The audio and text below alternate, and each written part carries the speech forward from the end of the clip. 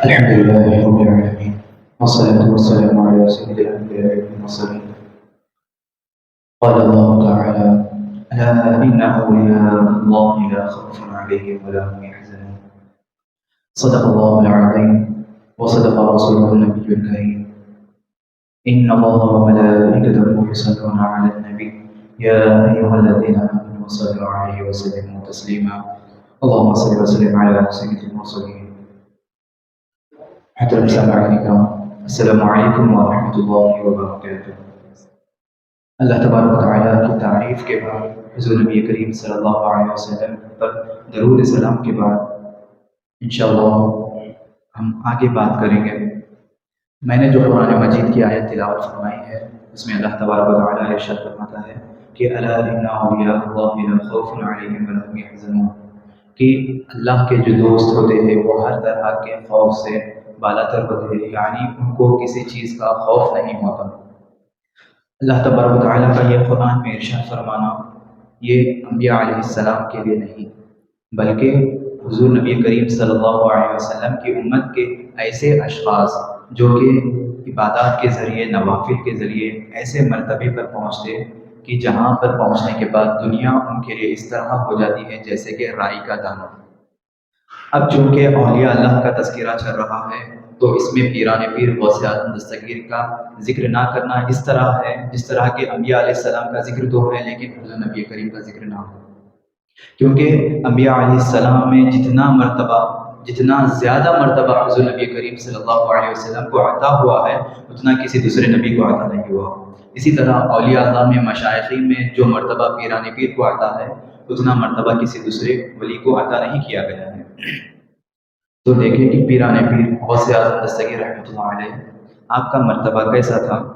آپ جب وعظ فرماتے تو اس وقت اتنا مجموعہ ہوتا، 10,000 20,000 40,000 تک کا مجموعہ ہوتا تھا، اور جس طرح آپ کی آواز پہلے سامنے بیٹھے ہوئے شخص کو سنے آتی تھی بالکل اسی طرح آخری شخص کو بھی سنے آتی تھی، اسی کلیئرٹی کے ساتھ آپ کی آواز سمجھ میں آتی تھی، سنے آتی تھی۔ تو دیکھیں کہ حضور اکرم صلی اللہ علیہ وسلم اولیاء اللہ کے بارے میں خواب میں فرماتے تھے آ کر، جیسے کہ پیران پیر کے بارے میں اللہ تبارک و تعالیٰ کے رسول صلی اللہ علیہ وسلم نے اس وقت کے بڑے بڑے عالموں کو خواب میں آ کر کہا کہ غوث کا آپ وعظ سنیے۔ ایک بزرگ جو بیٹھے ہوئے تھے، بیٹھے بیٹھے ان کی نیند لگ گئی، آپ کے وعظ میں ہی بیٹھے ہوئے تھے، وہ پیران پیر کے وعظ میں ہی بیٹھے ہوئے تھے، بیٹھے بیٹھے آپ کی نیند لگ گئی۔ جب پیران پیر نے دیکھا تو سارے مجموعہ کو کہا کہ خاموش ہو جاؤ۔ جب سارا مجموعہ خاموش ہو گیا تو پیران پیر اپنی جگہ سے اٹھے اور آ کر ادب سے اس بزرگ کے سامنے ہاتھ بن کر کھڑے ہو گئے۔ جب وہ بزرگ کی نیند کھلی تو آپ نے فرمایا کہ کیا تمہارے خواب میں، کیا آپ کے خواب میں حضور نبی کریم صلی اللہ علیہ وسلم تشریف لائے تھے؟ تو بزرگ نے کہا کہ جی ہاں، حضور نبی کریم صلی اللہ علیہ وسلم میرے خواب میں تشریف لائے تھے۔ تو پیران پیر نے کہا کہ اسی لیے میں نے سارے مجموعہ کو خاموش کر دیا۔ پھر پوچھا کہ کیا فرمایا حضور نبی کریم صلی اللہ علیہ وسلم نے؟ تو فرمایا کہ غوث کا وعظ برابر سنا کرو۔ حضور صلی اللہ علیہ وسلم نے خواب میں آ کر بتایا کہ پیران پیر کا وعظ سنا کرو۔ تو یہ ہے اولیاء اکرام کی مقام۔ اللہ کے رسول صلی اللہ علیہ وسلم نے اولیاء اللہ کے بارے میں فرمایا، عالموں کے بارے میں فرمایا کہ میری امت کے اولیاء، میری امت کے عالم بنی اسرائیل کے انبیاء کے برابر ہیں۔ تو یہاں پر دیکھیں کہ ہمارے اولیاء ہیں، ہمارے جو پیر ہیں وہ کس طرح ہیں، پہلے کے پیر کس طرح تھے۔ ایک بزرگ کا واقعہ ہے، داتا گنج شکر رحمۃ اللہ علیہ اپنی کتاب میں لکھتے ہیں کہ ایک بزرگ اپنے وقت کے پائے کے بزرگ تھے۔ آپ کے پاس ایک عیسائی پادری کافی دور سے سفر کر کے آیا تھا اور کہنے لگا کہ میں آپ کے ساتھ سفر کرنا چاہتا ہوں۔ جب آپ نے سنا کہ وہ آپ کے ساتھ سفر کرنا چاہتا ہے تو آپ نے کہا کہ تم میرے ساتھ سفر نہیں کر سکتے، میں بہت مشکلوں سے گزرتا ہوں، میرے ساتھ تم سفر نہیں کر سکتے۔ تو وہ پادری جو تھا وہ کہنے لگا کہ نہیں، میں آپ کے ساتھ سفر کرنا چاہتا ہوں۔ تو آپ نے فرمایا کہ مجھے تیرے پاس سے کفر کی بو آتی ہے۔ تو انہوں نے کہا کہ جی ہاں، میں کافر ہوں، میں عیسائیوں کا بڑا پادری ہوں۔ جب آپ نے یہ سنا تو کہا کہ تم میرے ساتھ سفر ہرگز نہیں کر سکتے، میرے جو مشکلات آئیں گے وہ تم برداشت نہیں کر سکتے، اللہ کی آزمائشیں جو مجھ پر آئیں گی وہ تم برداشت نہیں کر سکتے۔ تو وہ اصرار کرنے لگا کہ میں آپ کے ساتھ سفر کرنا چاہتا ہوں۔ جب اس نے اتنا اصرار کیا تو آپ نے اجازت دے دی، اپنے ساتھ سفر پر لے کر نکل گئے۔ کچھ ہفتے گزرنے کے بعد بھوک کی اتنی شدت ہوئی کہ وہ برداشت کے باہر ہو گئی اور آ کر حضرت سے کہنے لگا کہ حضرت اب میں نے جتنا ہو سکا، میرے میں جتنا برداشت کرنے کی طاقت تھی میں نے اتنا برداشت کر لیا، اب مجھ سے نہیں ہوتا، آپ تو اللہ کے خاص بندے ہیں، آپ اللہ سے دعا کریں کہ وہ ہمیں کچھ کھانے کے لیے عطا کر دیں۔ دیکھیے وہ عیسائی تھا، اس کو یہ معلوم تھا کہ جب اللہ تعالیٰ جو ہے بنی عیسائی کے لیے، بنی یہود کے لیے جو ہے جب منع سلوہ اتار سکتا ہے تو کیا محمد عربی کے ایک امتی کی دعا پر آسمان سے کھانا نہیں اتار سکتا؟ اس کو یہ علم تھا، اس کا عقیدہ اس چیز پر تھا۔ اس نے کہا آ کر بزرگ سے کہ آپ دعا کریں اللہ تبارک و تعالیٰ سے کہ وہ کچھ کھانے کے لیے عطا کر دیں۔ تو آپ اللہ تبارک و تعالیٰ کے سامنے سجدہ ریز ہوئے اور ہو کر کہنے لگے کہ میں اس قابل تو نہیں کہ تو میرے لیے کچھ اتارے، لیکن اس کافر کے سامنے تیرے ادنا بندے کی لاج رکھ لے میرے مولا۔ جب آپ نے سجدے سے سر اٹھایا تو ایک تھالی میں 2 شربت اور 2 روٹی رکھ کر اتری۔ آپ دونوں نے وہ ایک شربت اس نے اور ایک شربت حضرت نے نوش فرمایا۔ اس کے بعد پھر اسی طرح سفر جاری رہا، اسی طرح کئی ہفتوں کے بعد پھر اسی طرح کا معاملہ آیا تو حضرت نے سوچا کہ ایک بار تو میری علاج ہو گئی، معلوم نہیں اب کیسا ہوں گا، اور ہو سکتا ہے کہ میں کافر کے سامنے شرمندہ ہو جاؤں۔ تو آپ نے فرمایا کہ اس سے پہلے تو میں نے کہا تھا تو بڑا پادری ہے عیسائیوں کا، اب تو اللہ سے مانگ، تو تیرے خدا سے مانگ۔ تو جب اس نے سجدہ ریز ہوا اور جب سجدے سے سر اٹھایا تو دیکھتے کیا ہے کہ آسمان سے 2 شربت اور 4 شربت اور 4 روٹیاں اتر رہی ہیں۔ جب حضرت نے یہ دیکھا تو انہوں نے کہا کہ میں یہ نہیں نوش فرماتا۔ اس نے کہا کہ نوش فرمائیے، تو آپ نے فرمایا کہ میں یہ نوش نہیں فرما سکتا، میں یہ نہیں کھا سکتا، کیونکہ دیکھیں کہ کرامت جو ہے وہ اولیاء اللہ سے ہوتی ہے، جو اس کو ہم کرامت کہتے ہیں۔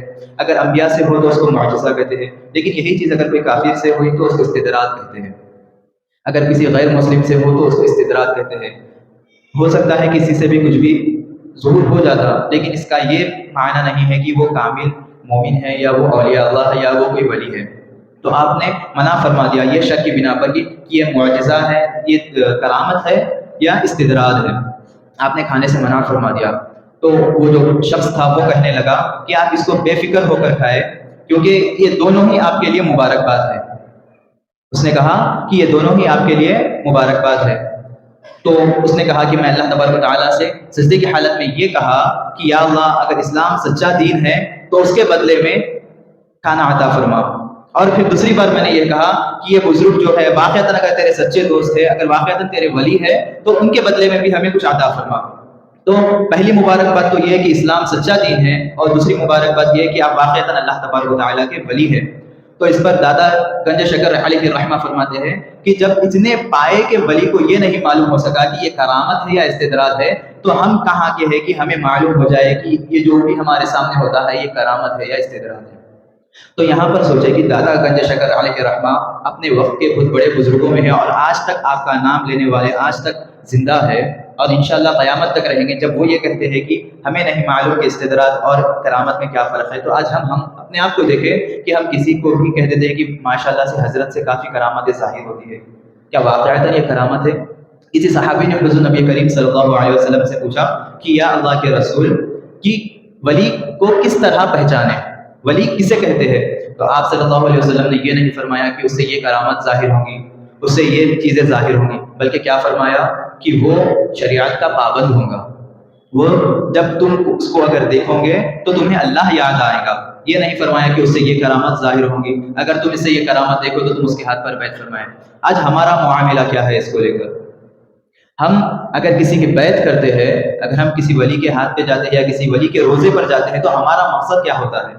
ہمارا مقصد قرب الہی نہیں ہوتا، ہمارا مقصد ہوتا ہے تو قرب دنیا ہوتا ہے۔ ہماری کوئی منت لے کر ہم حضرت کے در پہ جاتے ہیں، کوئی منت کر کر آتے ہیں حضرت کے در سے، کسی ولی کے اگر دیدار کے لیے جاتے ہیں، اگر کسی ولی کے بیعت کے لیے اگر ہم جاتے ہیں تو ہم کہتے ہیں کہ حضرت میرا معاملہ ہے یہ حل نہیں ہو رہا ہے، ہو سکتا ہے آپ کی بیعت کرنے کے بعد آپ کا نظر کرم اگر مجھ پر ہو جائے تو میرا یہ کام ہو جائے۔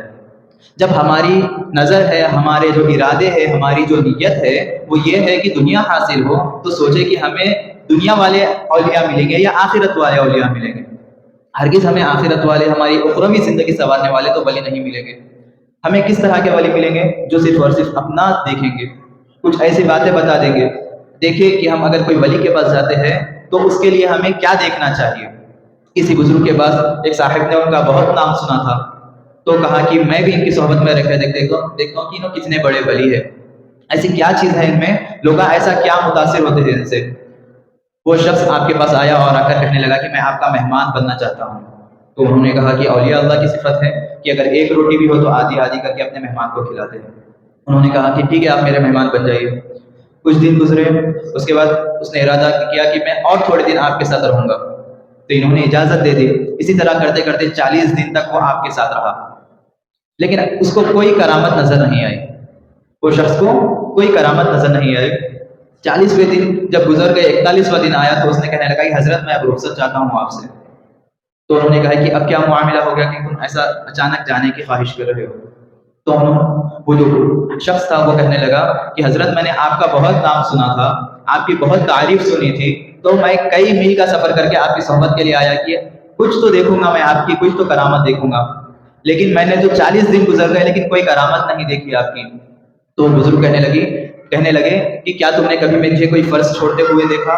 تو انہوں نے کہا کہ نہیں۔ کیا کوئی سنت چھوڑتے ہوئے دیکھا؟ تو بزرگ نے، وہ شخص نے کہا کہ نہیں۔ کیا کبھی تم نے مجھے کوئی نفل چھوڑتے ہوئے دیکھا؟ تو انہوں نے کہا نہیں۔ کیا کبھی تم نے مجھے تہجد چھوڑتے ہوئے دیکھا؟ تو انہوں نے کہا کہ نہیں۔ اچھا کوئی ایسا کام تو کرتے دیکھا ہوگا کہ جس سے جو ہے ایسا معلوم ہو کہ میں نے یہ کام شریعت کے خلاف کیا ہو؟ تو وہ شخص کہنے لگا کہ نہیں، میں نے ایسا کوئی کام نہیں دیکھا ان 40 دنوں میں کہ میں یہ سمجھ سکوں کہ آپ نے یہ کام شریعت کے خلاف کیا ہو۔ تو بزرگ کہنے لگے کہ اس سے بڑی اور کیا کرامت ہونا تم کو کہ کوئی شخص شریعت کے اوپر پورا گامزن ہے جبکہ یہ دنیا پر فتن ہے، فتنوں سے بھری ہوئی ہے۔ تو اس واقعے سے ہمیں اس چیز کا علم ہو رہا ہے کہ ولایت کے لیے کرامت ضروری نہیں ہے، ولایت کے لیے ضروری ہے تو شریعت ضروری ہے، شریعت پر گامزن ہونا ضروری ہے ولایت کے لیے۔ اگر ہم کسی کے ہاتھ پر بیعت کرتے ہیں تو ہمیں یہ چاہیے کہ اگر جب کبھی ہم ہمارے حضرت کی طرف دیکھیں تو ہمیں ہمارا اللہ یاد آنا چاہیے، ہمیں اللہ کی شریعت یاد آنی چاہیے، ہمیں یہ یاد آنا چاہیے کہ ہمیں ایک دن مرنا ہے، مرنے کے بعد اللہ کے پاس جواب دینا ہے۔ یہ نہیں کہ ہم حضرت کے پاس جا رہے ہیں، اپنی مشکلات بتا رہے ہیں، اپنی مشکلات حل کر رہے ہیں اور آ جا رہے ہیں، بلکہ حضرت کے پاس جانے کا مقصد یہ ہونا چاہیے کہ ہماری روح کو سکون دے سکے، ہماری روح کو آرام دے سکے، مرنے کے بعد کی زندگی کو ہم سنوار سکے، کیونکہ یہ زندگی فانی ہے۔ ہمارا مقصد ہی آج کل اولیاء کے پاس جانے کا یہ رہ گیا ہے کہ ہم ہماری دنیاوی زندگی کو سدھارنا چاہتے ہیں۔ ہمارا مقصد کیا ہونا چاہیے؟ ہمارا مقصد یہ ہونا چاہیے کہ ہم جب کبھی کسی اولیاء اللہ کے در پر حاضر ہو تو ہمیں چاہیے کہ ہم اپنی اخروی زندگی کا تذکرہ کریں، ان کے وسیلے سے ہمارے لیے دعا کریں، ان کی کوئی ایک صفت اگر ہمارے میں آ جائے تو ہماری دنیاوی اور اخروی دونوں زندگی سنور سکتی ہے۔ ہمیں یہ کرنا چاہیے، نہ کہ ہمیں دنیاوی حصول کے لیے ان کے پاس جانا چاہیے۔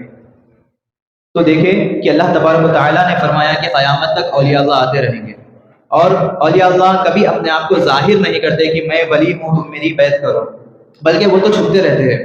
ایک واقعہ اسی طرح کے، ایک بزرگ کے پاس ایک شخص آیا اور کہنے لگا کہ میں آپ کے ہاتھ پر بیعت کرنا چاہتا ہوں۔